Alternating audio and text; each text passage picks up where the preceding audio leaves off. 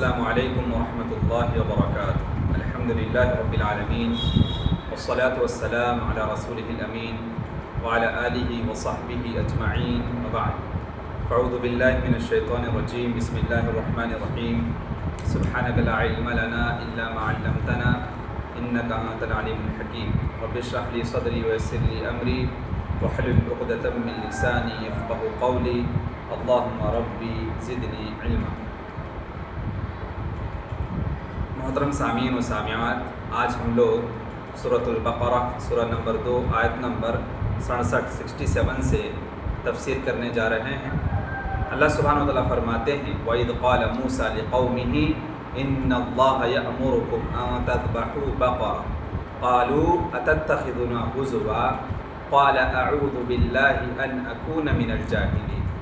اور جب کہا موسیٰ علیہ السلام نے اپنے قوم سے، ان اللہ یأمرکم ان تذبحوا بقرہ، کہ یقیناً اللہ حکم دیتا ہے تمہیں یہ کہ ذبح کرو تم ایک گائے۔ قالوا اتتخذنا ہزوا، انہوں نے جواب دیا کیا بناتا ہے تو ہمیں ہنسی مذاق، کیا تو ہمارا ہنسی مذاق کر رہا ہے۔ قال اعوذ باللہ ان اکون من الجاہلین، تو موسیٰ علیہ السلام نے کہا پناہ میں آتا ہوں میں اللہ کی، ان اکون من الجاہلین، اس بات سے کہ ہو جاؤں میں جاہلوں میں سے۔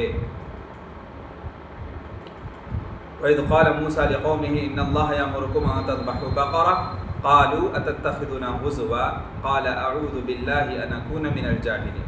اور یاد کرو جب موسیٰ علیہ السلام نے اپنے قوم سے کہا کہ بے شک اللہ تمہیں ایک گائے ذبح کرنے کا حکم دے رہا، وہ کہنے لگے کیا آپ ہمارا مذاق اڑا رہے ہیں؟ موسیٰ علیہ السلام نے جواب دیا میں اس بات سے اللہ کی پناہ مانگتا ہوں کہ جاہلوں نادانوں جیسی بات کروں، میں مذاق اڑانے والوں میں سے نہیں ہوں۔ قالوا ادع لنا ربك يبين لنا ما هي قال انه يقول انها بقرة لا فارض ولا بكر عوان بين ذلك فافعلوا ما تؤمرون۔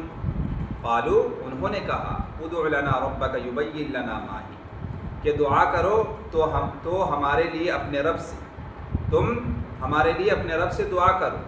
یبین لنا ما ہی، وہ بیان کرے ہمارے لیے کیسی ہے وہ گائے کیسی ہو وہ بیان کرے ہمارے لیے، اس لیے تم اپنے رب سے دعا کرو۔ قال انہ یقول انہا بقرۃ لا فارض ولا بکر، کہا موسیٰ علیہ السلام نے یقیناً اللہ کہتا ہے بقرۃ لا فارض ولا بکر، کہ بے شک وہ ایک گائے ہو جو نہ کہ بوڑھی ہو، فارض نہ ہی بوڑھی ہو، ولا بکر اور نہ ہی بچی ہو، عوان بین ذلک فافعلوا ما تؤمرون، اوسط عمر کی ہو، عوان بین ذلک نہ ہی زیادہ بوڑھی ہو اور نہ ہی زیادہ بچی ہو، بلکہ نہ ہی زیادہ کم سن کی ہو، بلکہ اوسط عمر کی ہو، درمیانے عمر کی ہو، اس کے درمیان کی ہو، بین ذلک درمیانی عمر کی ہو، فافعلوا ما تؤمرون، بس تم وہ کام کرو جو تمہیں حکم دیا جا رہا ہے، جس بات کا تمہیں حکم دیا جاتا ہے وہ کام کرو۔ قال ادع لنا ربك يبين لنا ما هي قال انه يقول انها بقرة لا فارض ولا بكر عوان بين ذلك فافعلوا ما تؤمرون۔ وہ بنی اسرائیل موسیٰ علیہ السلام سے کہنے لگے آپ ہمارے لیے اپنے رب سے دعا کیجیے، آپ ہمارے لیے اپنے رب سے دعا کیجئے کہ وہ ہمیں صاف صاف بتا دے کہ وہ گائے کیسی ہو۔ موسیٰ علیہ السلام نے کہا بے شک اللہ کا فرمان ہے کہ وہ گائے نہ بوڑھی ہو اور نہ بالکل بچی، یعنی بالکل کم سن بچیا ہو، بلکہ درمیانی عمر کی جوان ہو، اس لیے اب جو حکم تمہیں دیا جا رہا ہے اس پر تم عمل کرو۔ قال ادع لنا ربك يبين لنا ما لونها قال انه يقول انها بقرة صفراء فاقع لونها تسر الناظرين۔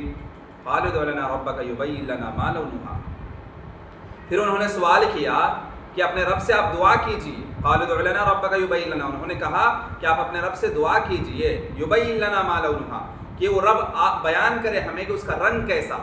قال انه يقول انها بقرة صفراء، تو کہا موسیٰ علیہ السلام نے اللہ فرماتا ہے یقیناً وہ ایک گائے ہو، انہا بقرہ، یقیناً وہ ایک گائے ہو، صفراء زرد رنگ کی یلوئش کلر، فاقع لونها تسر الناظرین، خوب گہرا ہے رنگ اس کا، خوش کرتی ہے دیکھنے والوں کو. اور کیسا ہو اس کا گہرا، وہ ڈارک کلر ہو اور لوگوں کے دل کو لبھاتی ہو، خوش کر دیتی ہو، لوگ اس سے دیکھ کر خوش ہو جاتی ہو. ایسے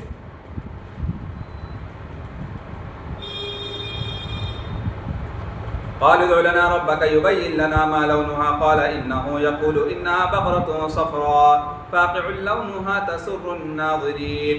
وہ بنی اسرائیل موسیٰ علیہ السلام سے کہنے لگے کہ آپ ہمارے لیے اپنے رب سے دعا کیجیے کہ وہ ہمیں صاف صاف بتا دے کہ اس گائے کا رنگ کیسا ہو. موسیٰ علیہ السلام نے کہا بے شک اللہ کا فرمان ہے کہ وہ گائے ایسے گہرے پیلے رنگ کی ہو جو دیکھنے والوں کو خوش کر دے. قال ادع لنا ربك يبين لنا ما هي إن البقرة تشابه علينا وإنا إن شاء الله لمهتدون. انہوں نے کہا دعا کیجیے آپ اپنے رب سے، بیان کرے وہ ہمارے لیے، یبین لنا وہ ہمیں بیان کرے، اس کے بارے میں بتائے، ما ہی کہ وہ کیسی ہو، کس قسم کی ہو. ان البقرہ تشابہ علینا، یقیناً دو گائے مشتبہ ہو گئی ہم پر، دو گائے مشتبہ ہو گئی ہے ہم پر، پتہ نہیں چل رہا ہم کیا کریں، تو ذرا یہ بتائیے کہ وہ گائے کیسی ہو، کس قسم کی ہو، ہمیں بتایا جائے. وَإِنَّا إِن شَاءَ اللَّهُ لَمُهْتَدُونَ، اگر چاہا اللہ نے تو ضرور ہم راہ پا لیں گے.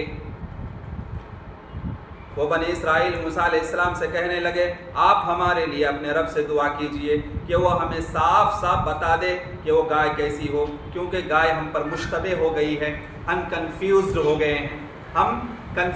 گئے ہیں، پتہ نہیں چل رہا ہم کو وہ گائے کیسی ہو، اور اس کے بارے میں اس کے کیریکٹرز بتانے کے لیے بتائیے اس کی کیریکٹر کیسی ہو. ایسی گائے تو بہت ہیں، پتہ ہی نہیں چل پا رہا ہے، اور ہم انشاءاللہ اللہ نے چاہا تو ضرور اس گائے کا پتہ لگا لیں گے، ایسی گائے کو پالیں گے اگر اللہ نے چاہا. ہمیں کنفیوز ہو رہا ہے کہ ایسی گائے کیسی ہونی چاہیے. قال انه يقول انها بقرة لا ذلول تثير الارض ولا تسقي الحرث مسلمة لا شية فيها قالوا الآن جئت بالحق فذبحوها وما كادوا يفعلون. تو موسیٰ نے کہا قال انه يقول انها بقرة لا ذلول تثير الارض ولا تسقي الحرث، تو اور کیریکٹرز اس کے بتائے گئے، اس کی کیریکٹر کی وضاحت کی گئی. موسیٰ علیہ السلام نے کہا یقیناً اللہ فرماتا ہے کہ یقیناً وہ ایک گائے ہے، انہا بقرۃ لا ذلول تثیر الارض، کہ محنت کرنے والی نہیں ہے اور نہ ہی وہ زمین کو پھاڑتی ہو، یعنی زمین جوتنے والی نہ ہو، ولا تسقی الحرث، اور نہیں سیراب کرتی ہو کھیتی کو، یعنی کھیتی باڑی میں کام کرنے والی نہ ہو. مسلمۃ لا شیۃ فیہا، اور اسی طریقے سے وہ بے عیب ہے، اس میں کوئی عیب بھی نہ پایا جاتا، نہیں ہے کوئی داغ دھبا. قالوا الآن جئت بالحق، اس میں انہوں نے کہا اب لایا ہے تو حق، اب ہم سمجھ پائیں. فذبحوها وما كادوا يفعلون، بس ذبح کیا انہوں نے اس کو، اور نہ قریب تھے کہ وہ ذبح کرتے، وما كادوا يفعلون، اور نہ قریب تھے کہ وہ ذبح کرتے، ذبح کرنے کے قریب نہ تھے. موسیٰ علیہ السلام نے کہا یقیناً اللہ کا فرمان ہے کہ وہ گائے کام کرنے والی نہ ہو جو زمین میں ہل چلاتی ہو یا کھیتوں میں پانی دیتی ہو، یعنی کھیتی باڑی کے لیے کام نہ کرتی ہو، زمین میں نہ ہل چلاتی ہو اور نہ ہی کھیتوں میں پانی دیتی ہو، تندرست ہو، اس میں کوئی داغ نہ ہو. وہ بولے اے موسیٰ اب آپ ٹھیک بات بتائی ہے، بڑی مشکل سے ایسی گائے ایک آدمی کے پاس ملی اور گائے کو ذبح کیا، جبکہ ایسا معلوم ہو رہا تھا کہ وہ یہ کام نہیں کریں گے، گائے ذبح نہیں کریں گے، ایسا معلوم ہو رہا تھا. وَإِذْ قَتَلْتُمْ نَفْسًا فَادَّارَأْتُمْ فِيهَا وَاللَّهُ مُخْرِجٌ مَا كُنتُمْ تَكْتُمُونَ. وَإِذْ قَتَلْتُمْ نَفْسًا فَادَّارَأْتُمْ فِيهَا، اور جب قتل کیا تم نے ایک نفس کو، وَإِذْ قَتَلْتُمْ نَفْسًا، جب تم نے قتل کر دیا ایک نفس کو، فَادَّارَأْتُمْ فِيهَا، پھر جھگڑا کیا تم نے اس کے بعد میں کہ کس نے اس کو قتل کیا. واللہ مخرج ما کنتم تکتمون، اور اس کے بارے میں اللہ سبحانہ و تعالیٰ ظاہر کرنے والا ہے اس کو جسے تم چھپاتے ہو. وَإِذْ قَتَلْتُمْ نَفْسًا فَادَّارَأْتُمْ فِيهَا وَاللَّهُ مُخْرِجٌ مَا كُنتُمْ تَكْتُمُونَ، اور بنی اسرائیل یاد کرو جب تم نے ایک آدمی کو قتل کر دیا تھا، پھر تم یہ الزام ایک دوسرے کے سر پر تھوپ رہے تھے، جھگڑا کر رہے تھے، اور جو کچھ تم چھپانا چاہتے تھے اللہ نے اس کو ظاہر کر دیا، اس کو ظاہر کرنے والا تھا اللہ سبحانہ و تعالیٰ۔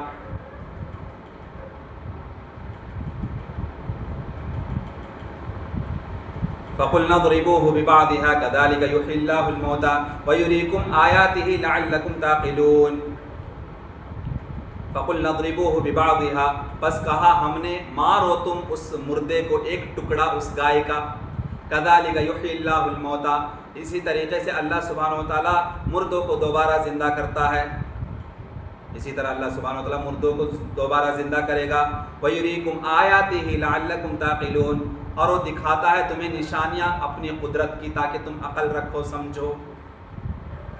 تو ہم نے کہا اس گائے کے گوشت کو، اس گائے کا یہ گوشت کوئی ٹکڑا، اس لاش کو مارو، اور لاش نے زندہ ہو کر قتل کرنے والے کا پتہ بتا دیا کہ قاتل اس کا بھتیجا ہے، قاتل اس کا بھتیجا ہے۔ اللہ تعالیٰ اسی طرح مردوں کو زندہ کرے گا اور تمہیں اپنی نشانیاں دکھاتا ہے تاکہ تم سمجھ سکو۔ تو اللہ سبحانہ و تعالیٰ نے مردے کو دنیا میں زندہ کر کے دکھا دیا، اسی طرح وہ قیامت کے دن سب کو زندہ کرے گا۔ سورہ بقرہ میں 5 جگہوں پر اس کا ذکر ہے کہ یہ مردے کو دوبارہ زندہ کرے گا، اس کا واقعہ۔ سورۃ البقرہ آیت نمبر 73 میں یہ واقعہ ہے، اسی طریقے سے سورہ بقرہ میں 4 جگہوں پر ہے، سورۃ البقرہ آیت نمبر 56، سورۃ البقرہ آیت نمبر 243، سورۃ البقرہ آیت نمبر 259، سورۃ البقرہ آیت نمبر 260۔ تو صرف سورۃ البقرہ میں بعد الموت کے بارے میں، یعنی اللہ سبحانہ و تعالیٰ قیامت کے دن دوبارہ قبر سے زندہ کر کے اٹھائے گا انسان کو۔ تو جو لوگ دوبارہ زندہ کیے جانے کا انکار کرتے ہیں، بعد الموت کا انکار کرتے ہیں، ان کے لیے یہ دلیل واضح طور پر اللہ سبحانہ و تعالیٰ دنیا میں دکھا دیا ہے کہ کس طریقے سے مردے کو میں زندہ کرنے پر قادر ہوں۔ جب دنیا میں ایک ٹرائل ہمارے سامنے موجود ہے، ایک قصہ، ایک واقعہ ہمارے سامنے موجود ہے، بنی اسرائیل کے ذریعے بنی اسرائیل کا ایک قصہ ہمارے سامنے موجود ہے، تو آخرت میں اللہ سبحانہ و تعالیٰ کے لیے کیا وہ امپاسبل ہے کیا؟ یہ تو بہت آسان ہے اللہ سبحانہ و تعالیٰ کے لیے، یہ اللہ سبحانہ و تعالیٰ کے لیے پھر دوبارہ زندہ کیے جانا بہت آسان کام ہے۔ ثم قست قلوبكم من بعد ذلك فهي كالحجارة أو أشد قسوة وإن من الحجارة لما يتفجر منه الأنهار وإن منها لما يشقق فيخرج منه الماء وإن منها لما يهبط من خشية الله وما الله بغافل عما تعملون۔ پھر سخت ہو گئے دل، ثم قست قلوبكم، پھر تمہارے دل سخت ہو گئے، من بعد ذلك فهي كالحجارة أو أشد قسوة، بس ہیں وہ تم پتھر کے مانند ہو گئے، اتنا سخت ہو گیا۔ اس کے بعد من بعد ذالک فہی کالحجارہ، وہ پتھر کے مانند ہو گئے، او اشد قریہ، یا وہ پتھر سے بھی زیادہ سخت ہو گئے، پتھر سے بھی زیادہ سخت ہو گئے۔ تمہارے دل اتنے سخت ہو گئے کہ پتھر سے بھی زیادہ سخت ہو گئے تمہارے دل۔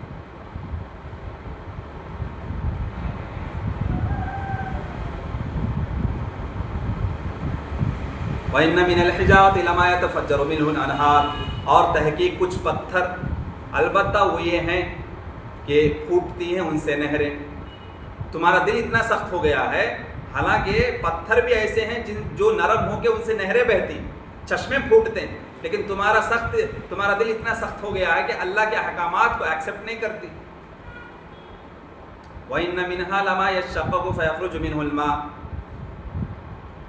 کچھ پتھر ان میں ایسے ہیں جس سے پانی نکل پڑتی ہیں، وہ پھٹ پڑتے ہیں، چشمے نکل پڑتے ہیں، چشمے پھوٹتی ہیں، اس سے پانی نکلتی ہیں۔ وَإِنَّ مِنْهَا لَمَا يَهْبِطُ مِنْ خَشْيَةِ اللَّهِ وَمَا اللَّهُ بِغَافِلٍ عَمَّا تَعْمَلُونَ،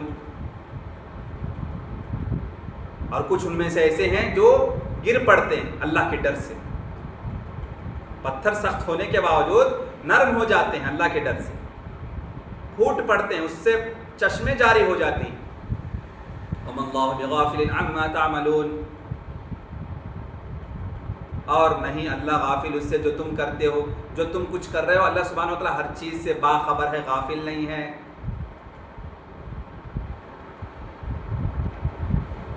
تو دیکھو جی، ان واقعات کو یاد کرو، بنی اسرائیل سے کہا جا رہا ہے کہ ان واقعات کو یاد کرو جو تمہارے اور موسیٰ علیہ السلام کے درمیان وقوع پذیر ہوئے، جب تم نے ایک آدمی کو قتل کر دیا تھا۔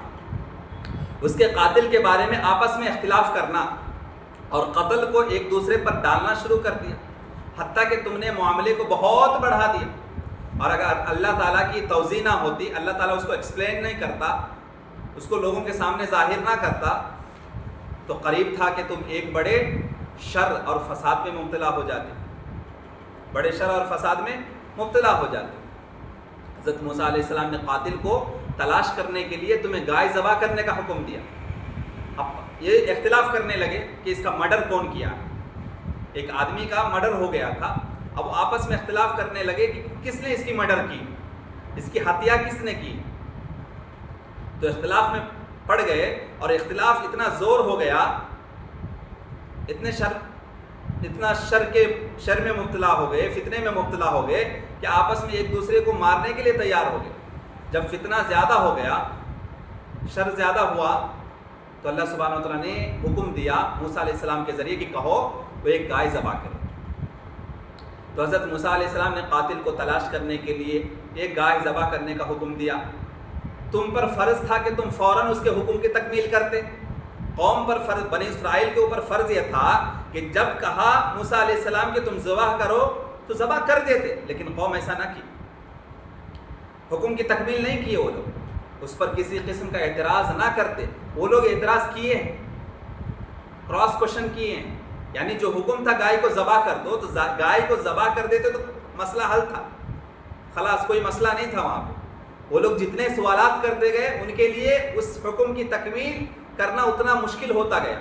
شریعت کے سلسلے میں اللہ سبحانہ وتعالیٰ جب وحی نازل کرتا ہے تو جتنا نازل کرتا ہے وہ ہمارے لیے باعث رحمت ہوتا ہے، جتنے سوالات کریں گے اتنا مشکل ہو جاتا شریعت۔ تو یہاں وہی اس قصے سے یہی معلوم ہوتا ہے کہ جب کسی نبی پر وحی نازل ہو رہی ہوتی ہے، رسول پر وحی نازل ہو رہی ہوتی ہے، اور رسول اس کو حکم دیتے ہیں اپنے امت کو، تو امت کو فوراً اس حکم کو بجا لینا چاہیے اور اس پر عمل کرنا چاہیے۔ جتنے کراس کوشچن کریں گے، جتنے اعتراضات کریں گے، اتنے مشکل شریعت نازل ہوتی رہی۔ تو حکم ہوا تھا کہ ایک گائے ذبح کر دو، لیکن انہوں نے ایکسٹرا کوشچنز کیے، جس کی وجہ سے جو ہے گائے کو تلاش کرنا بھی مشکل ہو گیا ہے۔ اسپیسیفک کیریکٹر انہوں نے بہت بڑھا چڑھا کر سوال کیا، کیسا ہونا چاہیے، کس رنگ کا ہونا چاہیے، کس عمر کا ہونا چاہیے۔ جتنے سوالات کوشچنز ایکسٹرا کرتے گئے، ان کے لیے اس پر عمل کرنا مشکل ہوتا گیا۔ ہونا تو یہ چاہیے تھا کہ فوراً اس پر عمل کرتے، اعتراض نہیں کرتے، مگر ہوا کیا کہ تم لوگوں نے حضرت موسیٰ کا حکم ماننے سے انکار کر دیا اور اعتراض کرنے لگے۔ وہ کہنے لگے اتتخذنا ہزوا، کیا تو ہمارے ساتھ مذاق کرتا ہے؟ ہاں، یعنی قتل ہوا تھا نا، مرڈر ہوا تھا، ہتیا، کسی کی ہتیا کر دی گئی تھی۔ تو اب جو ہے اس کے سلسلے میں حکم کیا دیتے ہیں نبی اللہ کے وحی کے ذریعے کہ تمہیں کہا گیا ہے کہ تم گائے کو ذبح کرو۔ تو اس بات کو، قتل کسی اور کی ہوئی ہے، اس کے ریلیٹڈ جب گائے کو ذبح کہنے کو کہا جاتا ہے تو ان کو لگتا ہے کہ یہ نبی ہمارے ساتھ مذاق کر رہے ہیں، اس لیے کہتے ہیں اتتخذنا ہزوا، کیا تو ہمارے ساتھ مذاق کرتا ہے؟ تو اللہ کے نبی موسیٰ علیہ السلام نے فرمایا اعوذ باللہ ان اکون من الجاہلین، میں اللہ کی پناہ مانگتا ہوں کہ میں جاہل کیسے، میں نادان بن جاؤں، جاہل بن جاؤں، ایسے نادانی کی بات کروں، جہالت کی بات کروں، اس سے اللہ کی پناہ میں آتا ہوں میں۔ یہ تو اللہ کا حکم ہے جو میں بتا رہا ہوں تم کو، کیونکہ جاہل ہی ایسی بات کرتا ہے جس کا کوئی فائدہ نہ ہوتا۔ اس کا فائدہ ہے اللہ نے وہی نازل کی ہے تو میں بتا رہا ہوں تم کو۔ اور اللہ کی آیتوں کا مذاق اڑا رہے تھے وہ لوگ۔ تو عقل مند آدمی یہ سمجھتا ہے کہ اپنے جیسے کسی آدمی کا مذاق اڑانا عقل و دین کا سب سے بڑا عیب ہے۔ تو ایسا میں نہ آپ لوگوں کا مذاق اڑا رہا ہوں نہ دین کا مذاق اڑا رہا ہوں، یہ تو اللہ کی وحی ہے، مجھ پر نازل ہوئی اور میں تمہیں اس کی انفارمیشن دے رہا ہوں۔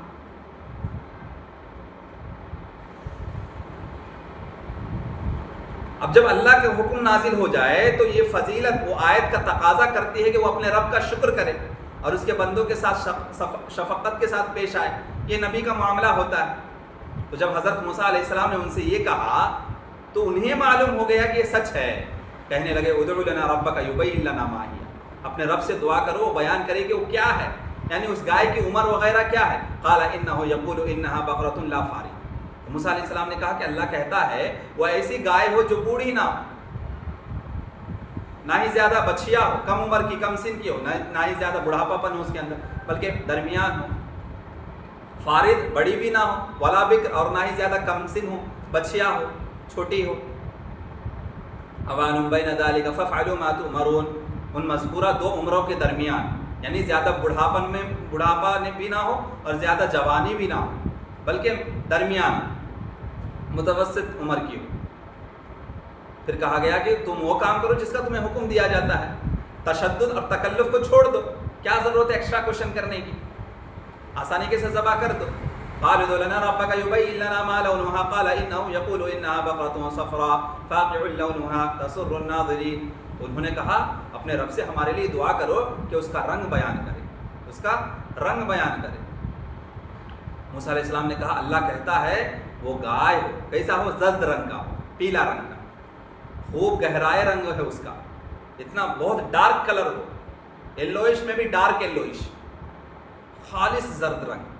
تسر الناظرین یعنی اپنی خوبصورتی کی وجہ سے دیکھنے والے کو بھلی لگے، اس کی خوبصورتی مشہور ہو. قالوا ادع لنا ربك يبين لنا ما هي ان البقرة تشابه علينا. انہوں نے کہا اپنے رب سے ہمارے لیے دعا کیجئے، بیان کرے کہ وہ کیا ہے، کیونکہ گائے ہم پر مشتبہ ہو گئی ہے، ہم کنفیوزڈ ہو چکے ہیں، یعنی ہمیں معلوم نہیں کہ وہ کون سی گائے ہے. بہت سارے قسم کے گائے ہیں، اب اس کی قسم بتائی کس قسم کی ہو، کس ورائٹی کی ہو. وَإِنَّا إِن شَاءَ اللَّهُ لَمُهْتَدُونَ، اور اگر اللہ نے چاہا تو ہم ہدایت والے ہو جائیں گے. قَالَ إِنَّهُ يَقُولُ إِنَّهَا بَقْرَةٌ لَا ذَلُولٌ. اب آپ موسیٰ علیہ السلام نے فرمایا کہ اللہ کا فرمان ہے کہ وہ گائے کام کرنے والی نہ ہو. اس کے کیریکٹرز بتائے گئے، اس کے صفات بیان کی گئی کہ وہ کھیت میں ہل چلانے جوتنے والی نہ ہو، یا کھیت کو پانی سیراب کرنے والی نہ ہو، کھیتی باڑی کے کاموں میں کوئی کام نہ کرتی ہو، اور اسی طریقے سے کمزور بھی نہ ہو. تثیر الارض، اور نہ ہی وہ زمین کو جوتنے والی ہو یا زمین میں ہل چلانے والی ہو. ولا تسقی الحرث، اور نہ ہی زمین میں کھیتی کے لیے پانی دیتی ہو، سیراب کرتی ہو. مسلمۃ، ہر قسم کے عیب سے پاک ہو اور اس سے کسی قسم کا کام نہ لیا جاتا ہو، ریسٹ میں ہو، صرف کھاتی ہو. لا شیۃ فیہا، اس میں کوئی داغ نہ ہو، دھبا نہ ہو، یعنی جس رنگ کا گزشتہ سطور میں ذکر ہو چکا ہے، جتنے ہم بیان کر چکے ہیں، اس کے علاوہ میں کسی دوسرے رنگ کا کوئی نشان نہ ہو اس میں. ٹوٹلی ڈارک یلوئش کلر، پورا زرد کلر کا. قالوا الآن جئت بالحق، جب کہا یہ ساری باتیں بتائی، سارے اسپیسیفک کیریکٹرز کی وضاحت کی گئی، ایکسپلین کیا گیا، تو انہوں نے کہا اب لایا تو ٹھیک بات ہمارے لیے. عجیب قوم تھی جی، سرکش قوم تھی بنی اسرائیل، یعنی اب تو نے گائے کے بارے میں واضح طور پر اب بیان کیا. یہ ان کی جہالت تھی، ورنہ موسیٰ علیہ السلام نے ان کے سامنے پہلے مرتبہ حق بیان کر دیا تھا کہ صرف گائے کو ذبح کرنا. انہوں نے اپنے اوپر جو ہے اتنا مشکل کام کر لیا، زیادہ ایکسٹرا کوشچنس کرنے کی وجہ سے، کراس کوشچننگ کی وجہ سے ان کے اوپر جو ہے زیادہ حکم مسلط کیا گیا. وہ خود اپنے آپ میں تشدد اور تکلف آزما کام خود کر رہے تھے، خود اپنے اوپر تکلیف اور آزمائش کو مول رہے تھے. انہیں اسٹارٹنگ میں یہ ساری باتیں نہیں کہی گئی، صرف کہا گیا تھا کہ تو گائے کو ذبح کرو، لیکن ایکسٹرا کوشچنس کرنے کی وجہ سے، اعتراض کرنے کی وجہ سے پھر وہ کام جو آسان تھا مشکل ہو گیا. حالانکہ موسیٰ علیہ السلام نے پہلی مرتبہ ہی حق بیان کر دیا تھا، اگر وہ کوئی بھی گائے پیش کر دیتے تو مقصد حاصل ہو جاتا تھا، لیکن ایسا نہیں کہ ایکسٹرا کوشچن کیے تو شریعت مشکل ہو گیا ان کی. مگر انہوں نے کثرت سوال کے ذریعے، زیادہ ایکسٹرا کوشچنس کرنے کے ذریعے تشدد اور تکلف کی راہ اپنائی، تو اللہ نے بھی ان پر سختی کی. اللہ جتنا حکم دیتا ہے اس پر عمل کر لیں گے کافی ہے، جتنا ایکسٹرا کوشچن کریں گے، وہی کہ نزول کا زمانہ ہوتا ہے نا، اور مشکل کا کام ہو جاتا ہے. لیکن یہاں ایک بات ہے کہ انہوں نے کہا انشاءاللہ. اگر وہ نہ کہا ہوتا تب بھی وہ مطلوبہ گائے ان کے مل کر پہنچ کر رہتی تھی. فذبحوها، یعنی انہوں نے اس گائے کو ذبح کر ہی ڈالا، جس کے اوصاف بیان کیے گئے ہیں. وما كادوا يفعلون، ان کے تشدد اور تکلف کی وجہ سے جس کا اظہار کر رہے تھے نظر نہیں آتا تھا کہ وہ گائے ذبح کریں گے. جتنے کچھ ایکسٹرا کوشچنس کر رہے تھے اس کی اویلیبلٹی ہونا مشکل تھا نا، پیلا کلر کا ہو، زرد کلر کا ہو، گہرائے رنگ ہو، لوگوں کے لیے جو ہے یعنی لوگ دیکھ کر خوش ہو جاتے ہیں، اتنی خوبصورت گائے ہو. تو ایکسٹرا کوشچننگ کرنے کی وجہ سے اس پر عمل کرنا مشکل تھا. ایسا لگ رہا تھا کہ اب یہ لوگ ذبح نہیں کریں گے. جب انہوں نے گائے ذبح کر ڈالی تو ہم نے ان سے کہا کہ گائے کا ایک ٹکڑا مقتول کو لگاؤ، مقتول کے جسم پر، جو مردہ ہے، ڈیڈ باڈی ہے، اس کے اوپر گائے کا ایک ٹکڑا لگاؤ، کوئی مخصوص ٹکڑا، ایک سرٹین اسپیسیفک باڈی پارٹ کٹ کر کے لگانا ہے. تو اب وہ کون سا پارٹ تھا، کیا تھا، اس کے بارے میں زیادہ ضروری نہیں، بس کوئی ایک خاص حصہ جو ہے کٹ کر کے اس کے اوپر لگاؤ، مردہ زندہ ہو جائے گا. اور جو مرڈر کیا ہے، جو قاتل ہے، وکٹم، وہ جو ہے کون ہے وہ بتا کے پھر وہ جو ہے مر جائے گا. تو انفارمیشن جو ہے، جو جس کا مرڈر ہوا تھا، جس کا ہتیا ہوا تھا، جس کی ہتیا کی گئی تھی، اس کے اوپر حکم ہوا تھا کہ وہ جس گائے کو تم ذبح کیے ہو، اس کے کسی ایک جسم کا کسی خاص ٹکڑے کو تم جو ہے اس کے جسم پر پھینکو گے، دے مارو گے، تو پھر جو وہ اٹھے گا اور اس کا قاتل کون ہے بتا دیں گے.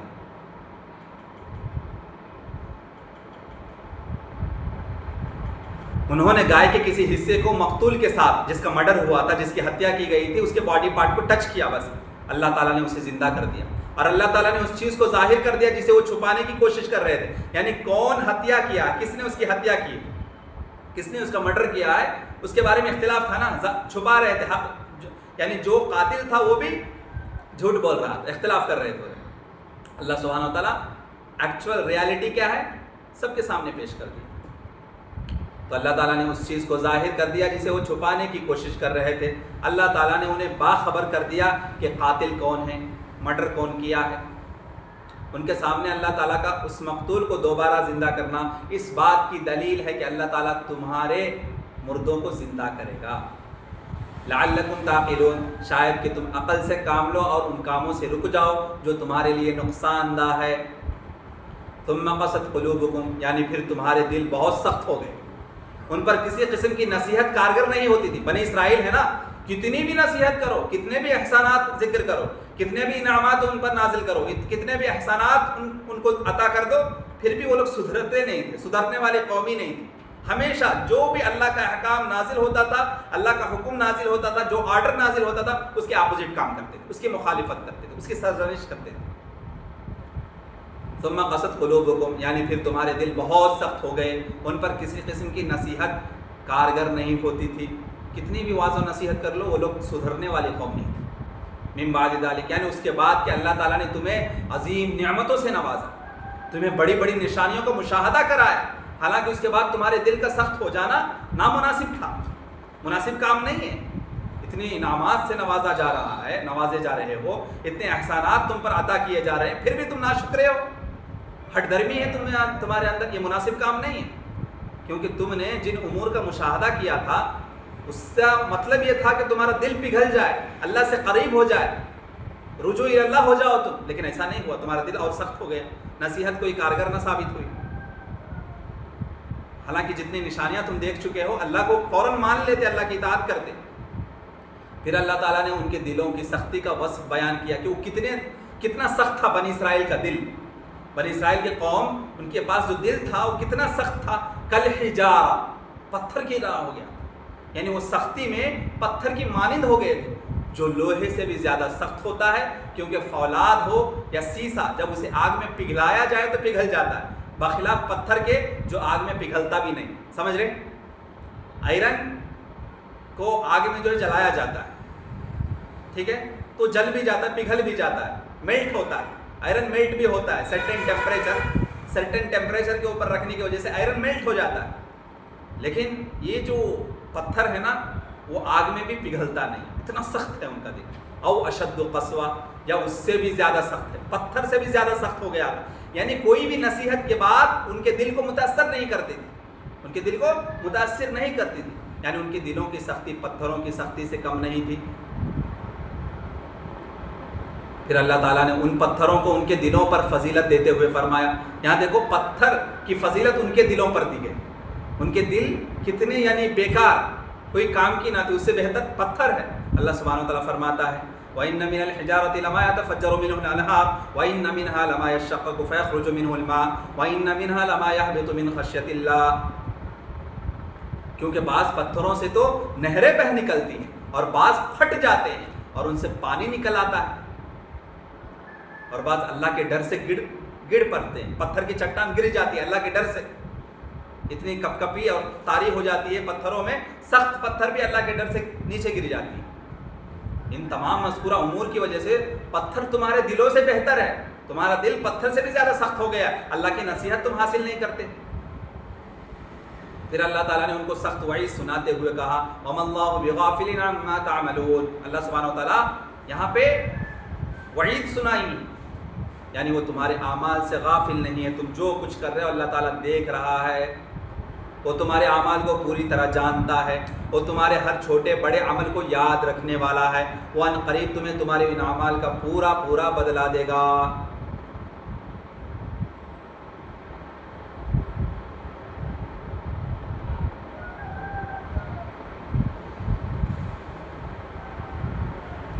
اب معلوم ہونا چاہیے کہ بہت سے مفسرین رحمت اللہ علیہم اجمعین نے اپنی تفاسیر کو بنی اسرائیل کے قصوں سے لبریز کر رکھا، بہت سارے جو ہے مفسرین نے اسرائیلی روایات بہت ذکر کی۔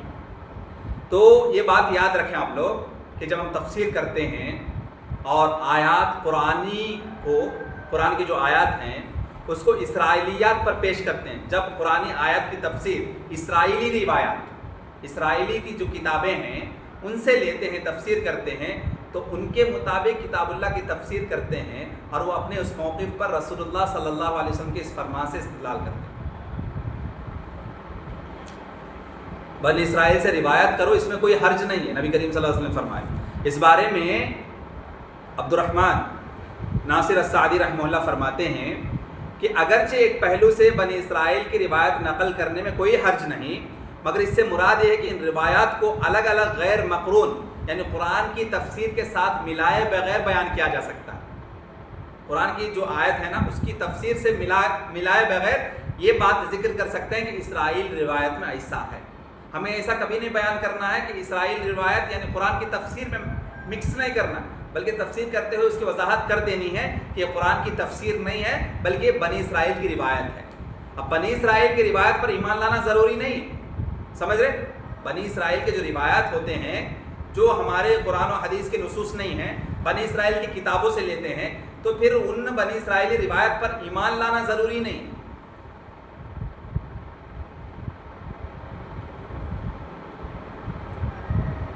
تو قرآن کی تفسیر کے ساتھ ملائے بغیر ایکسپلین کرنا چاہیے اور کہہ دینا چاہیے لوگوں کو، عوام کو، کہ دیکھو یہ روایت جو ہے یہ اسرائیلی روایت ہے۔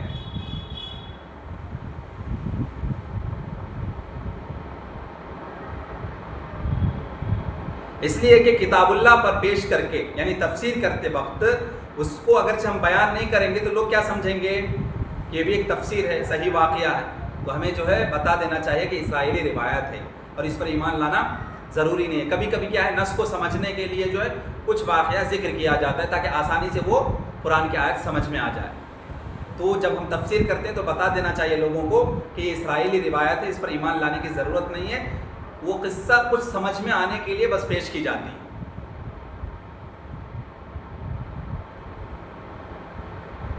اور کتاب اللہ کی تفسیر بنانا قطعاً جائز نہیں، جبکہ وہ رسول اللہ کے صحیح سند سے ثابت نہیں۔ نبی کے حدیث یا جو تفسیر کیے ہیں صحابہ اکرام رضی اللہ عنہم اجمعین، اس کی مخالفت میں ہمیں کوئی بیان نہیں کرنا چاہیے، اس لیے کہ رسول اللہ صلی اللہ علیہ وسلم کے مطابق ان روایات کا مرتبہ صرف یہ ہے کہ لا تصدقوا اہل الکتاب ولا تکذبوا، کہ تم اہل کتاب کی تصدیق کرو نہ تکذیب، سمجھ رہے؟ تو اس کو یعنی جھوٹ بھی نہیں بول سکتے، وہ سچ ہے وہ بھی نہیں بول سکتے، خاموش رہنا ہے بس۔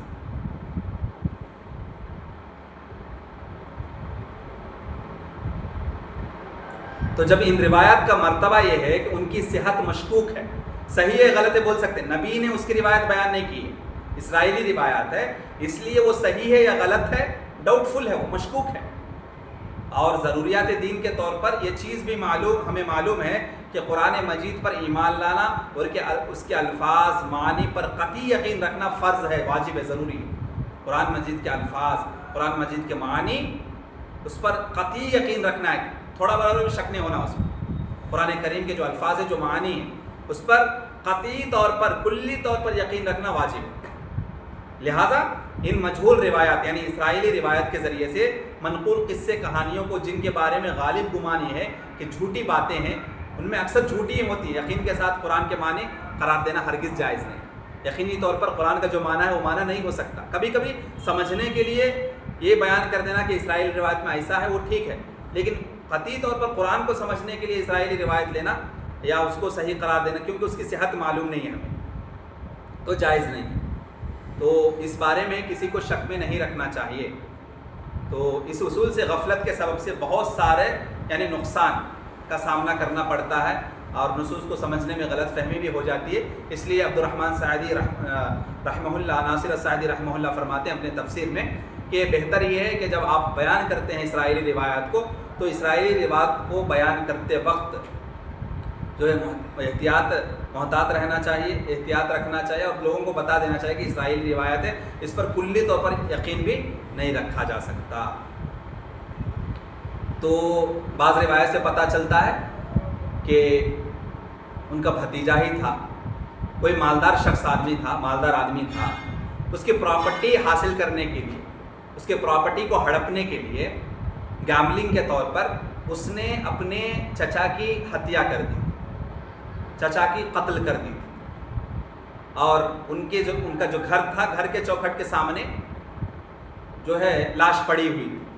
اب لوگ جب دیکھے لاش پڑی ہوئی تو لوگوں میں چرچا ہوا کہ کس نے اس کا قتل کر دیا، تو اختلاف ہوا لوگوں میں، اس نے کہا فلاں فلاں فلاں، یعنی ڈاؤٹ فل، بہت سارے لوگوں کے اوپر شک گیا، مشکوک ہو گئے لوگ۔ تو جب موسیٰ علیہ السلام کو پتہ چلا، موسیٰ علیہ السلام کے پاس فیصلہ کے، تو موسیٰ علیہ السلام نے جواب دیا کہ ٹھیک ہے، اللہ کا حکم یہ ہے کہ تم گائے کو ذبح کرو۔ تو جب گائے کو ذبح کرنے کا حکم ہوا تو یہ سرکش قوم تھی نا، ڈائریکٹ نہیں مانتی تھی حکم کو، کچھ نہ کچھ کراس کوشچن کرتی تھی، تو بہت سارے کراس کوشچن کرنے کی وجہ سے گائے ان کے لیے مشکل ہو گیا گائے کو خریدنا یا گائے کو جو ہے تلاش کرنا۔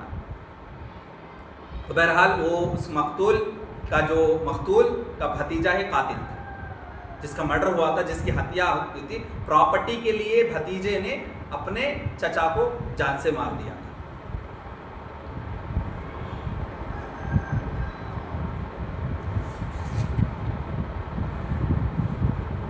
اس کے بعد اللہ سبحانہ وتعالیٰ فرماتے ہیں افتطمعون ان يؤمنوا لكم وقد كان فريق منهم يسمعون كلام الله ثم يحرفونه من بعد ما قالوه وهم يعلمون واذا لقوا الذين امنوا قالوا آمنا واذا خلا بعضهم الى بعض قالوا اتحدثونهم بما فتح الله عليكم ليحاجوكم به عند ربكم افلا تعقلون اولا يعلمون ان الله يعلم ما يسرون وما يعلنون ومنهم اميون لا يعلمون الكتاب الا اماني وانهم الا يظنون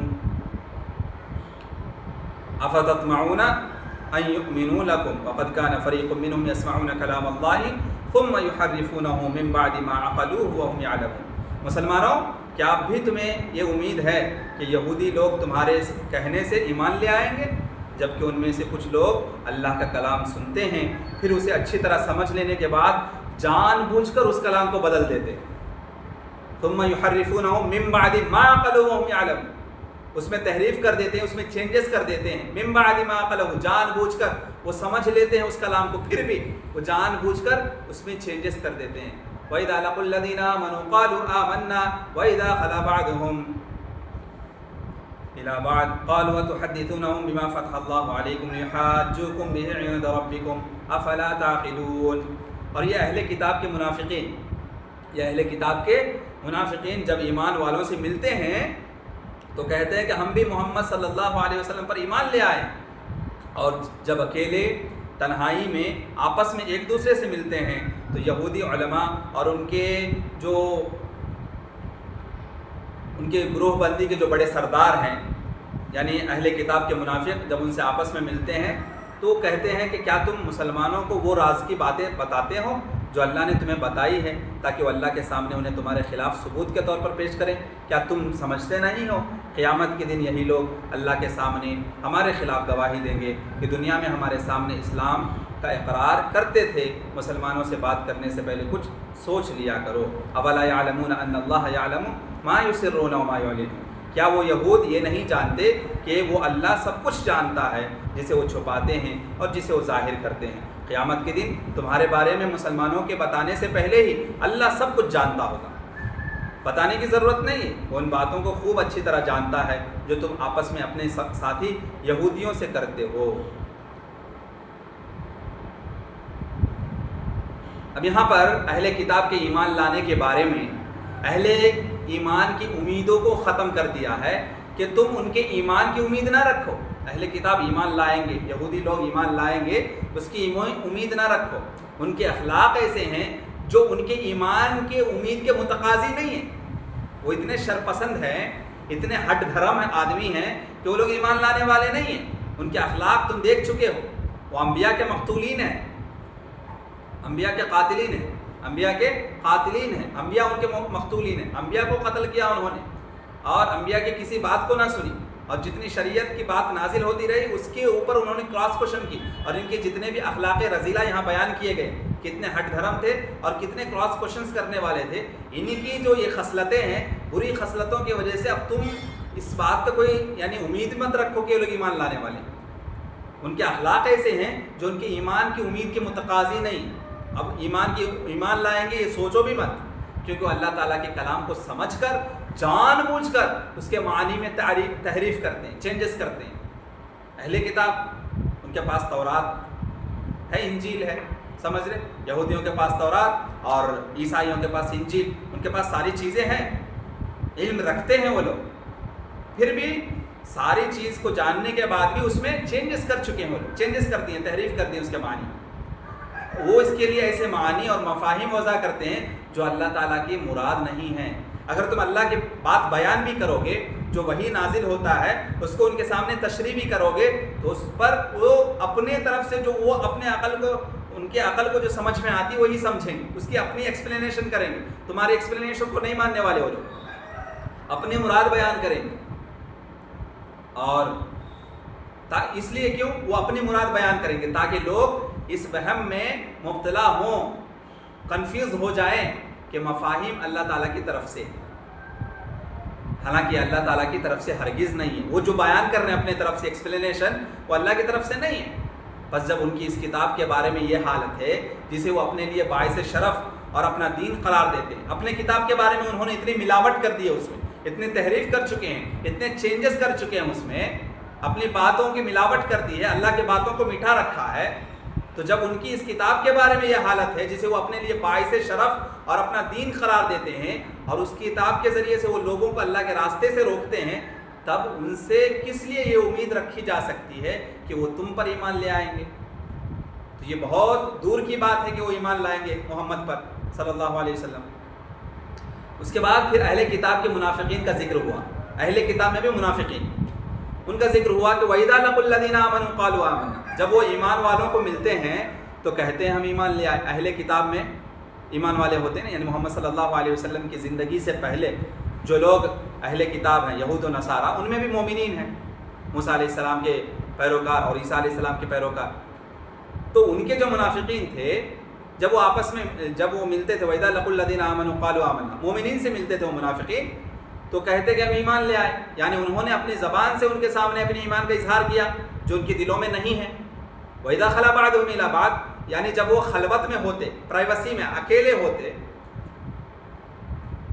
تو ان کے ہم مذہبوں کے سوا ان کے پاس کوئی اور نہیں ہوتا تو ایک دوسرے سے کہتے، یعنی وہ یعنی مومنین نہیں بلکہ جو منافقین ہوتے، آپس میں جب منافقین ملتے، یا جو یہود و نصارہ میں جو کفار ہوتے، ان سے جب یہ لوگ ملتے تو دوسروں سے کہتے اتحدثون وَإِذَا خَلَا بَعْضُهُمْ إِلَىٰ بَعْضٍ، یعنی جب وہ خلوت میں ہوتے، پرائیویسی میں ہوتے، الگ ہوتے، مومنین کے ساتھ نہ ہوتے، تو ان کے مذہبوں کے سوا ان کے پاس صرف ان کے پیروکار ہوتے یا ان کے جو فالوورز ہوتے، ان کے پاس جب جاتے تو ایک دوسرے سے کہتے کہ اتحدثونہم بما فتح اللہ علیہم، کیا تم ان کو وہ باتیں بیان کرتے ہو جو اللہ نے تم پر کھولی ہیں؟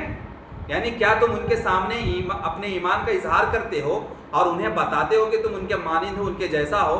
یہ چیز ان کے لیے تمہارے خلاف حجت بن جائے گی کل قیامت کے دن۔ کہیں گے کہ انہوں نے اقرار کیا کہ اہل ایمان حق پر ہیں اور جس پر وہ باطل ہیں، بس اہل ایمان اپنے رب کے پاس تمہارے خلاف دلیل دیں گے۔ افلا تعقلون، کیا تم سمجھتے نہیں اس بات کو؟ وہ ایک دوسرے سے کہتے ہیں کہ کیا تم عقل سے عاری ہو کہ تم ان کے پاس وہ چیز چھوڑ رہے ہو جو تمہارے خلاف حجت ہو؟ تو آپس میں جب ملتے ہیں یہ لوگ تو کہتے ہیں ایمان والوں کو ہم نے دھوکہ دے دیا، لیکن ایمان والے ہمارے لیے حجت بن جائے گی کل قیامت میں کہ ہم نے تو ان کے پاس جو ہے دیکھا تھا یہ لوگ مومن تھے اور انہوں نے رسول پر ایمان لایا تھا، تیرے باتوں پر ایمان لایا تھا، وہ ہمارے لیے حجت بن جائے گی کل قیامت میں، تو ہماری کیا حالت ہوگی؟ یہ آپس میں جب بات کرتے ہیں تو ایسی باتیں کرتے ہیں۔ اولا یعلمون ان اللہ یعلم ما یسرون وما یعلنون، کیا وہ نہیں جانتے کہ اللہ جانتا ہے جو وہ چھپاتے ہیں اور ظاہر کرتے ہیں؟ تو چھپانے والی چیز کو بھی جانتا ہے، ظاہر کرنے والی چیز کو بھی اللہ تعالیٰ جانتا ہے۔ اپنے ان عقائد کو چھپاتے ہیں جو ان کے مابین معروف ہیں، اور اس گمان میں زعم میں مبتلا ہے کہ انہوں نے ان عقائد کو چھپایا ہوا ہے تاکہ یہ چیز اہل ایمان کے لیے خلاف دلیل نہ بنے۔ تاہم اس بارے میں غلطی پر ہیں اور بہت بڑی جہالت میں مبتلا ہیں وہ لوگ، کیونکہ اللہ تعالیٰ کے ظاہر اور باطن کو خوب جانتا ہے۔ وہ لوگ کیا کچھ کر رہے ہیں ان کے پبلک چیز کو بھی جانتا ہے، جو پبلکلی کرتے ہیں، جو پرائیویسی میں کرتے ہیں چھپے چھپے، اس کو بھی جانتا ہے اللہ سبحانہ و تعالیٰ۔ اس کے بندے جو کچھ کرتے ہیں اللہ تعالیٰ ہر چیز کو ظاہر کر دیتا ہے۔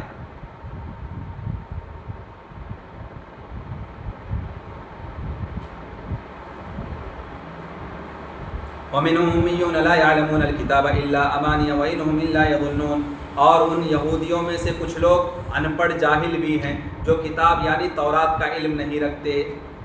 ان یہودیوں میں کچھ لوگ ان پڑھ ہیں، امی ہیں، جو تورات کو پڑھنا نہیں جانتے ہیں، ان کے پاس سنی سنائی جھوٹی امیدوں کے سوا کچھ بھی نہیں۔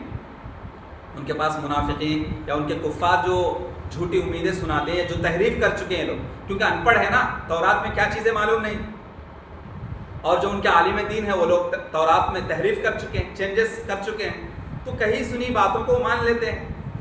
سنی سنائی جھوٹی امیدوں کے سوا کچھ بھی نہیں ان کے پاس، اور وہ صرف وہم و گمان میں پڑے ہوئے ہیں، ان کی خام خیالی ہے۔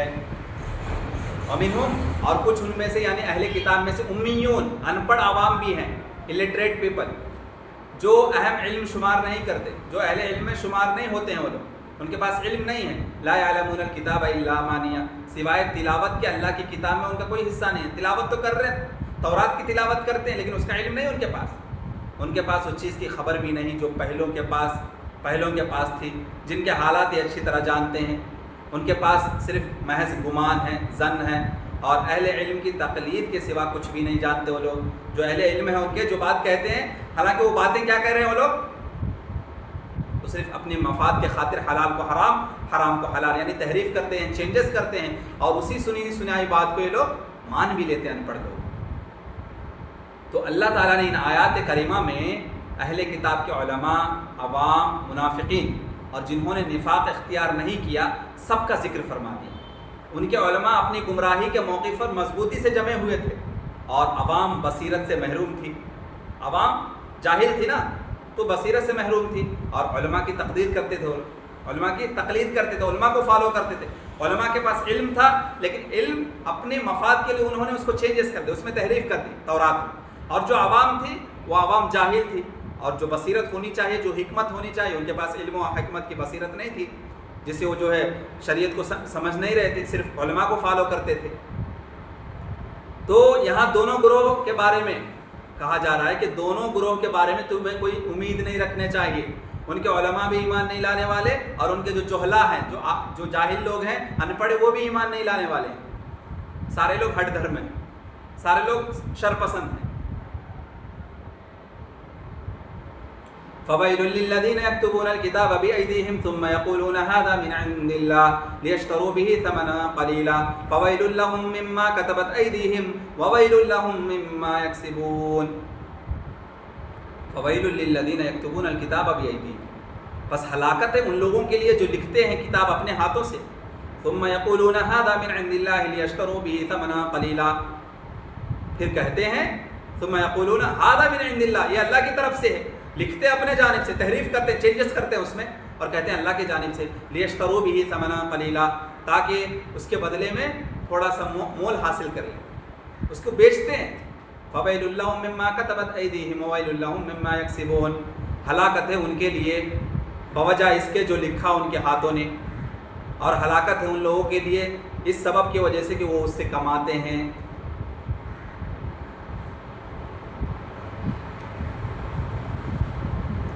وَوَيْلٌ لِّلَّذِينَ يَكْتُبُونَ الْكِتَابَ بِأَيْدِيهِمْ ثُمَّ يَقُولُونَ هَٰذَا مِنْ عِندِ اللَّهِ لِيَشْتَرُوا بِهِ ثَمَنًا قَلِيلًا فَوَيْلٌ لَّهُم مِّمَّا كَتَبَتْ أَيْدِيهِمْ وَوَيْلٌ لَّهُم مِّمَّا يَكْسِبُونَ. ایسے لوگوں کے لیے ہلاکت و بربادی ہے جو کتاب یعنی فتویٰ وغیرہ تو اپنے ہاتھوں سے اپنے مرضی کے مطابق لکھتے ہیں، پھر کہتے ہیں یہ اللہ کی طرف سے اتارا گیا ہے تاکہ اس کے بدلے کچھ مال حاصل کر لیں. فتویٰ حلال و حرام کا فتویٰ دے دیتے اپنی طرف سے مال کمانے کے لیے، اپنے مفاد کے لیے.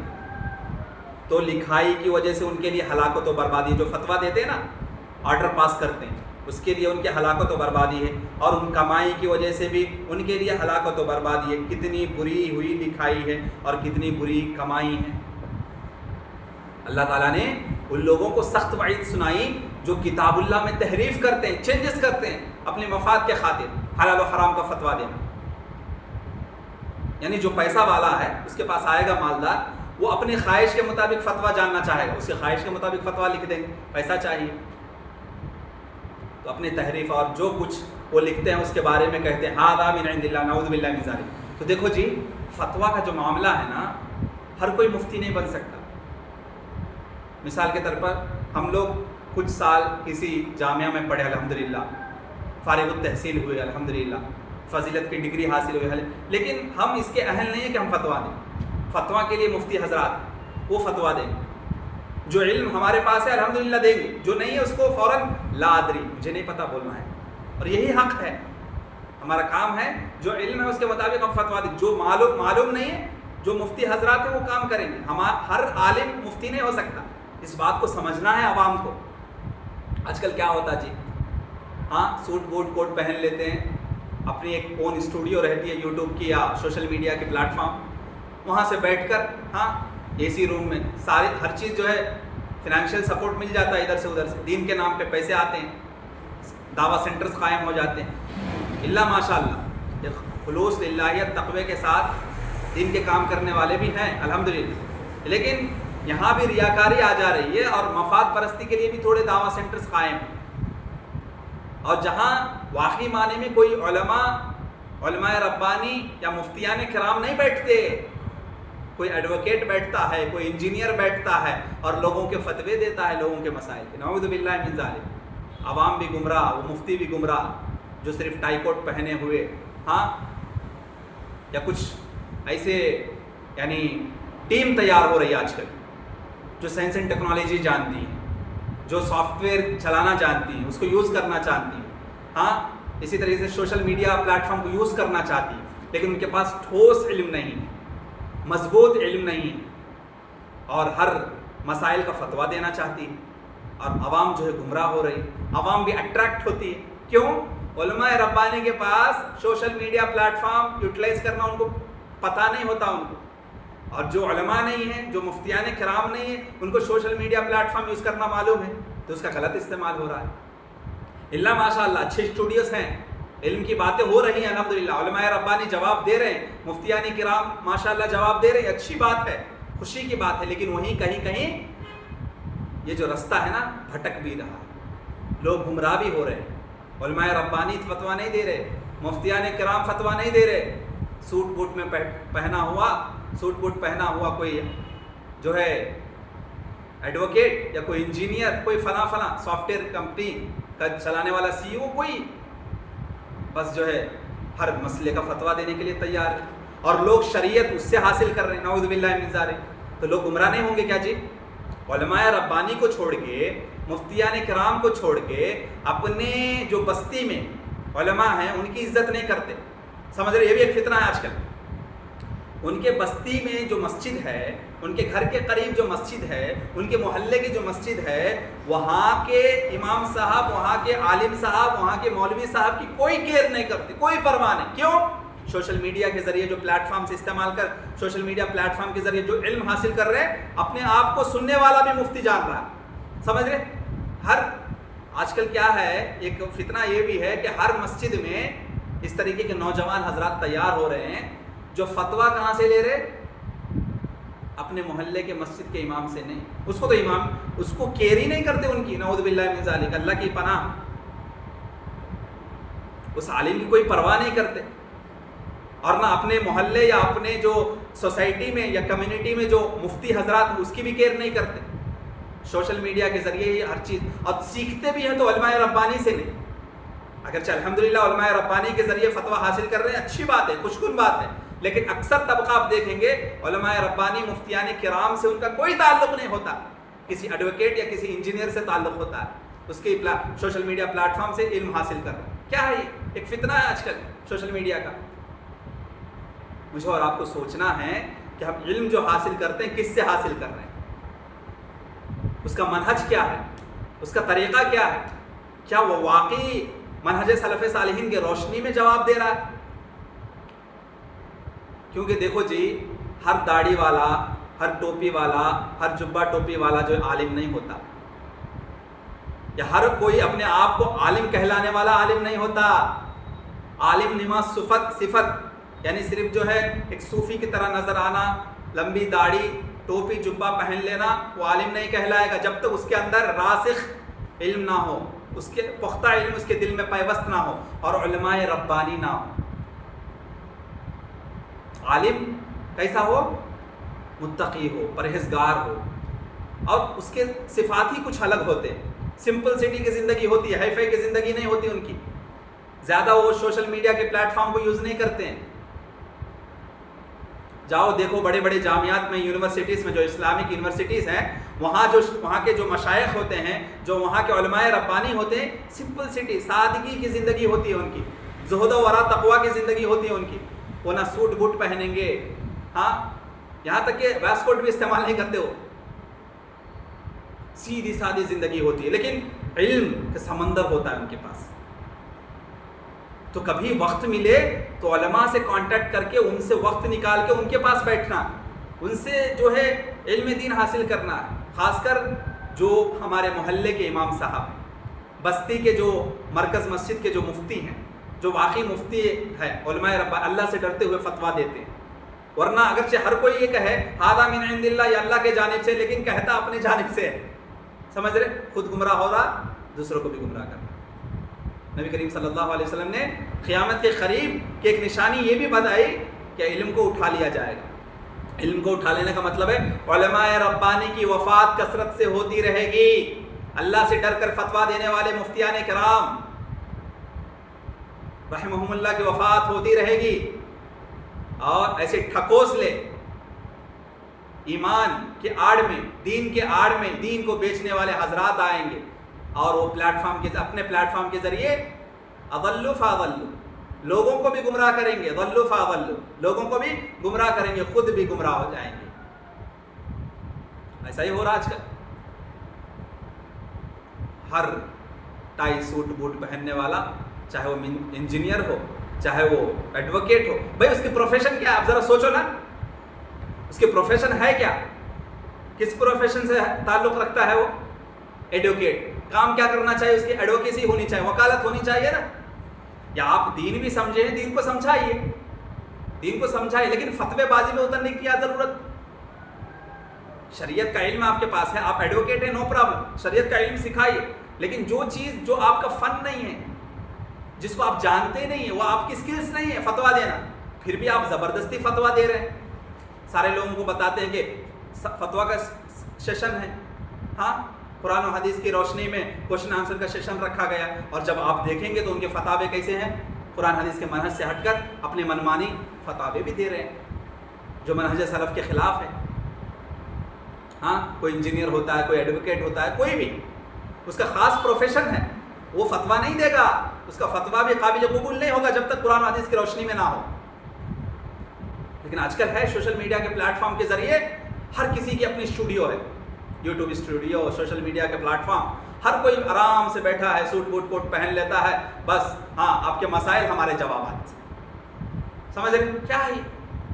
دین کھلواڑ ہو چکا آج کل لوگوں کے. اور ہمارے جو نوجوان ہیں، اللہ معاف کرے، اللہ حفاظت کرے، اللہ کے امن و امان ہو ان پر، اللہ کے امن و امان میں رہے وہ لوگ. اللہ ہمارے نوجوان نسل کی حفاظت فرمائے. جو دین سے قریب ہو رہے نا، وہ محلے کے امام سے قریب نہیں ہے، سوشل میڈیا کے پلیٹ فارم سے قریب ہے. اور جو سوشل میڈیا کے فتاوے ہیں اسی کو مانیں گے. علماء جو علماء ربانی ہیں، واقعی اللہ سے ڈرتے ہوئے فتویٰ دے رہے ہیں، محلے کے مسجد کے امام ہیں، اس کی بات نہیں مانتے، بلکہ ان کو امام جانتے ہی نہیں، ان کی بات کو پرواہ نہیں کرتے. ایک نیا فتنہ ہے، مجھے اور آپ کو اس کے بارے میں سوچنے کی ضرورت ہے. اور جب خصوصاً میں جو ہمارے سامعات ہیں ان سے کہنا چاہوں گا کہ آپ کی جو نوجوان نسل ہے جو سوشل میڈیا کے ذریعے تعلیم حاصل کرنا چاہتی ہے، آپ یہ دیکھیے کہ آپ کا بیٹا ہے یا آپ کا شوہر ہے یا آپ کی بیٹی ہے، سوشل میڈیا کے ذریعے اس پلیٹ فارم سے اگرچہ دین حاصل کر رہی ہیں، تو جس سے حاصل کر رہی ہیں ان کے جو ٹیچرز ہیں، وہ جو ادارہ ہے، جو ٹیچنگ اسٹاف ہے، ان کا منہج کیا ہے، واقعی کیا وہ اس کے اہل ہیں فتویٰ دینے کے جن سے وہ فتویٰ حاصل کر رہے ہیں. اور دیکھو جی، فتویٰ حاصل کرنے میں ایک اصول جو ہے، اصول فقہ کا فتاوے کے جو اصول ہیں اس میں یہ ہے کہ زمانے کے حساب سے، سچویشن کے حساب سے، وقت کے حساب سے، پلیس کے حساب سے چینجز آ گیا تو فتویٰ چینج ہو جاتا ہے. سمجھ رہے؟ دنیاوی معاملات کے جو فتاوے ہوتے ہیں، نئے چیلنجز ہیں، اس نئے چیلنجز کو قرآن و حدیث کی روشنی میں سامنے رکھ کر حلال و حرام کا فتویٰ دینا. اب اس کے لیے مفتیان کرام الگ سے مختص ہیں، جو دور حاضر کے حالات کو اور سمجھتے ہوئے سچویشن کیا ہے، وہ پلیس کون سا ہے، وہاں کیا ضرورت ہے، وہاں حلال و حرام کا فتویٰ وہ دینے کے لیے وہاں پہ موجود ہے ایک ٹیم، تو ان سے رابطہ کرنا ہے. لیکن ہم لوگ ایسا نہیں کرتے، فتویٰ کہیں اور کا ہوتا ہے، وہی فتویٰ ہمارے گھر میں لاگو کرتے ہیں. ایسا نہیں ہونا چاہیے. کیوں؟ آپ کا سچویشن الگ ہے، سمجھ رہے، آپ کی ٹائم الگ ہے، پلیس الگ ہے، تو چینجز ہو گیا نا. وہ فتویٰ کسی اور کے لیے ہوتا ہے. اس لیے مفتیان کرام کے آپ دیکھیں گے 2 فتاوے ہوتے ہیں، سچویشن کے حساب سے فتویٰ چینج ہو جاتا ہے. ہر کیس اسٹڈی ایک جیسا نہیں ہوتا، ہر کسی کا مسئلہ ایک جیسا نہیں ہوتا، ہر کسی کی کنڈیشن ایک جیسی نہیں ہوتی، ہر ایک پلیس کی کنڈیشن، ہر سچویشن ایک جیسی نہیں ہوتی. یہ سمجھنے کی ضرورت ہے عوام کو، یہ سمجھنے کی ضرورت ہے امت مسلمہ کے نونہالوں کو، نوجوانوں کو، جو سوشل میڈیا کے پلیٹ فارم کے ذریعے دوسرے کنٹری کے فتاوے فٹ کرتے ہیں انڈیا میں. مثال کے طور پر NRC CA کا موقع تھا، NRC CA کا موقع تھا، احتجاج کرنی تھی. بعض لوگوں نے کہا کہ کیا ملک کا جو امیر ہوتا ہے، منسٹر ہوتا ہے، اس کے خلاف احتجاج نہیں کیا جا سکتا. یہ فتویٰ کہاں کا ہے؟ عرب کے علماء، وہاں کے مفتیان کرام کا فتویٰ فٹ کہاں کر رہے ہیں؟ انڈیا میں. جبکہ انڈیا میں ہمیں ہمارے حقوق چھینے جا رہے ہیں نا. ہم یہاں کے واسی ہیں، یہاں کی سٹیزن شپ ہے ہماری، اس کے حق وہ لوگ چھیننا چاہتے ہیں، تو ہم اپنے حق کو ماننے کے لیے کیا احتجاج نہیں کریں گے، پروٹیسٹ نہیں کریں گے؟ تو یہاں کے علماء ربانی کا فتویٰ کیا تھا؟ پروٹیسٹ کیا جائے. وہاں کے لوگ، وہاں کا فتویٰ الگ ہے، وہ وہاں کے لیے جائز. انڈیا میں اس فتوے کو کیسے فٹ کریں گے؟ لیکن ہمارے کچھ نوجوان نسل جو ہے اسی بات پہ اڑے تھے، احتجاج نہیں کریں گے. ہم احتجاج نہیں کرو گے تو مارے جاؤ گے، تمہاری زمین ہڑپی جائے گی، تمہاری سٹیزن شپ چھینی جائے گی، ہاں ملک میں رہنے نہیں دیں گے. تو اپنے حقوق کے لیے تم اسٹرائک نہیں کرو گے. یہ کیسی نادانی ہے، بیوقوفی ہے. تو بتانا مقصد یہ ہے کہ حالات کے حساب سے، سچویشن کے حساب سے اور وہاں کی کنڈیشن کے حساب سے فتویٰ چینج ہوتا ہے. اس لیے بار بار میں یہی اپیل کرتا ہوں، آپ لوگوں سے گزارش کرتا ہوں، سوشل میڈیا کے پلیٹ فارم کے ذریعے اگرچہ آپ فتویٰ حاصل کر رہے ہیں، عقیدے کے تعلق سے تو کہیں کا بھی عقیدہ ایک ہی جیسا ہوگا، عقیدے کے تعلق سے تو اس میں کمپرومائز نہیں. لیکن دنیاوی معاملات، جو نئے چیلنجز ہیں، جو فقہ النوازل کہا جاتا ہے اس کو، فقہ النوازل یعنی کمنگ چیلنجز، تو اس کے وہاں کے سچویشن کے حساب سے وہاں کے علماء ربانی مفتیان کرام جو فتویٰ دیں گے وہ سوٹیبل ہوگا، کسی دوسرے کنٹری کا انڈیا میں سوٹ نہیں ہوگا. یہ سمجھنے کی ضرورت ہے. تو سچویشن کے حساب سے، ٹائم کے حساب سے، پلیس کے حساب سے جب چینج ہو جاتا ہے تو فتویٰ بھی چینج ہو جاتا ہے. یہ ہمارے قوم کو، خصوصاً نوجوان نسل کو سمجھنے کی ضرورت ہے. بہرحال بتانے کا مقصد یہ ہے کہ وہاں وہ لوگ جو یعنی علماء یہودی جو تھے، یہودی کے جو علماء تھے، وہ پیسے کے خاطر پیٹ پالنے کے لیے جو مالدار آتا تھا اس کے مرضی کے حساب سے فتویٰ دیتے تھے، تو پیسے کمانے کے لیے دین کو بیچتے تھے اور کہتے تھے ھذا من عند اللہ، یہ اللہ کی جانب سے. تو یہ اظہار باطل اور کتمان حق، حق کو چھپانا ہوا نا. حلال حلال ہی بولنا ہے، حرام حرام ہی بولنا ہے، حلال کو حرام بولنا اور حرام کو حلال بولنا، یہ کتمان حق ہے. حق کو چھپانا ہوا، اللہ کی بات کو چھپانا ہوا. تو انہوں نے علم رکھنے کے باوجود یہ کیا، لیشتروا بہ ثمنا قلیلا، تاکہ اس کے ذریعے سے تھوڑی قیمت حاصل ہو جائے، ان کے جینے کا ذریعہ بن جائے.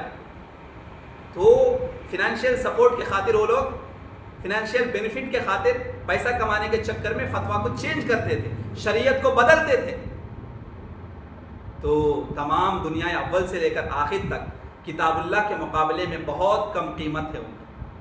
بس انہوں نے اپنے باطل کو ایک جال بنا رکھا ہے، وہ ایک نیٹ ورک ہے ان کا، کمانے کا ذریعہ ہے، جس میں لوگوں کو پھانس کر ان کا مال ہتھیاتے ہیں، گیملنگ کرتے ہیں، دھوکہ دے رہے ہیں نا عوام کو جو جاہل ہے. بس وہ لوگوں پر دو پہلوؤں سے ظلم کرتے ہیں. ایک پہلو، سب سے پہلا پہلو ظلم کا یہ ہے کہ وہ لوگوں پر ان کے دین کو چھپاتے ہیں. دوسرا ظلم یہ ہے کہ اس کا دوسرا پہلو ہے کہ لوگوں کا مال ناحق کھا رہے ہیں، باطل طریقے سے مال کو بھی ہڑپ رہے ہیں. اس کی برائی چوری اور غصب کرنے سے بھی زیادہ بڑھ کر. دو امور کی وجہ سے اللہ تعالیٰ نے ان کو وعید سنائی، فویل لہم مما کتبت ایدیہم، ہلاکت ہے ان لوگوں کے لیے اس سے جو ان کے ہاتھوں نے لکھا ہے، فتویٰ جو دیے ہیں، آرڈر جو پاس کیے ہیں، اس کے لیے ان کی ہلاکت ہے، بربادی ہے. یعنی جو تحریف کی، جو چینجز کیے انہوں نے تورات میں، باطل تحریریں لکھے انہوں نے، فتویٰ دیا، غلط فتویٰ. وویل لہم مما یکسبون، یعنی وہ مال جو باطل طریقے سے کماتے ہیں ان کے لیے وبال جان ہے، عذاب کی شدت اور حسرت کو کہا جاتا ہے. اس کے ضمن میں سخت وعید بھی آ چکی ہے. تو شیخ الاسلام تقی الدین ابن تیمیہ رحمہ اللہ نے افتطمعون سے لے کر یکسبون تک آیت کریمہ کی تفسیر کرتے ہوئے فرمایا، ابن تیمیہ رحمہ اللہ کی تفسیر اس آیت کے تعلق سے اللہ تعالیٰ نے ان لوگوں کی مذمت فرمائی جو اللہ تعالیٰ کی آیات میں چینجز کر کے ان کو اصل مفہوم سے ہٹا دیتے ہیں، ایکسپلینیشن اپنی طرف سے کرتے ہیں. اس وعید میں وہ لوگ بھی آتے ہیں جو کتاب و سنت کی اپنی بدعات باطلہ پر محمول کرتے ہیں. ان آیات میں اللہ تعالیٰ نے ان لوگوں کی بھی مذمت فرمائی ہے جو کتاب کا علم نہیں رکھتے سوائے اپنے خواہشات اور آرزوؤں کے. اس وعید میں وہ لوگ بھی شامل ہیں جو تدبر قرآن کے سرنہا کو ترک کر دیتے ہیں اور ان کے حروف کی مجرد تلاوت کے سوا کچھ بھی نہیں جانتے. اور یہ وعید اس آدمی کے لیے بھی ہے جو محض دنیا کمانے کے لیے کوئی ایسی کتاب لکھتا ہے جو قرآن و سنت کے خلاف ہے اور کہتا ہے کہ اللہ تعالیٰ کی طرف سے ہے. مثلا وہ کہتا ہے کہ شریعت اور دین ہے، یہ کتاب و سنت کا معنی ہے، یہ سلف امت اور ائمہ کرام کی تعبیرات ہیں، حالانکہ وہ اپنی طرف سے لکھتا ہے. اور یہ دین کے وہ بنیادی اصول ہیں کہتا ہے جن پر اعتقاد رکھنا فرض عین اور فرض کفایہ ہے، وہ کہتا ہے، حالانکہ وہ اپنے طرف سے لکھتا ہے وہ باتیں. تو وعید ہے ان کے لیے، ویل ہے، جہنم کا ٹھکانہ ہے. اس وعید میں وہ لوگ بھی شامل ہیں جو کتاب و سنت کے علم کو محض اس وجہ سے چھپاتے ہیں کہ کہیں ان کے مخالفین اس کو اپنے حق میں ان کے خلاف دلیل نہ بنا لے. تو جو اہل ہوا ہیں اور بدعات میں بالجملہ ان امور بہت کثرت سے پائے جاتے ہیں. جو اہل بدعات ہیں نا، ایسے کام میں بہت زیادہ ملوث ہوتے ہیں وہ لوگ. روافض کا عقیدہ، روافض وغیرہ، جو روافض کے جو عقائد ہیں ایسے ان امور میں تفصیلاً بہت سارے لوگ پائے جاتے ہیں جو اپنے آپ کو ائمہ فقہ طرف منسوب کرتے ہیں کہ میں فقیہ ہوں، میں مفتی ہوں، لیکن حالانکہ ان کا فتویٰ، ان کی جو فقہ ہوتی ہے وہ قرآن و حدیث اور منہج صحابہ، منہج سلف صالحین کے خلاف ہوتا ہے. اپنی منمانی فتویٰ دیتے ہیں اور صرف جو ہے دنیا مفاد کے لیے، پیسہ کمانے کے لیے فتویٰ دیتے ہیں. سارے لوگوں کے لیے یہ وعید سنائی گئی ہے.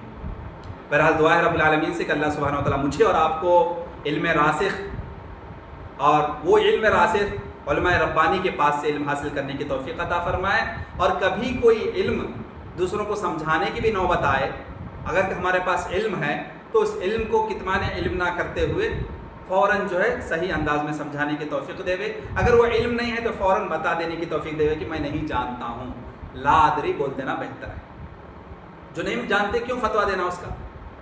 بہرحال یہ جو بنی اسرائیل کی خصلتیں بیان کی گئی ہیں، اللہ سبحانہ و تعالیٰ اس سے مجھے اور آپ کو دور دور رکھے، اس سے ہماری حفاظت فرمائے. دعا ہے رب العالمین سے کہ اللہ مجھے اور آپ کو قرآن و حدیث کی روشنی میں زندگی گزارنے والا بنائے. وآخر دعوانا الحمد للہ رب العالمین. السلام علیکم ورحمۃ اللہ وبرکاتہ.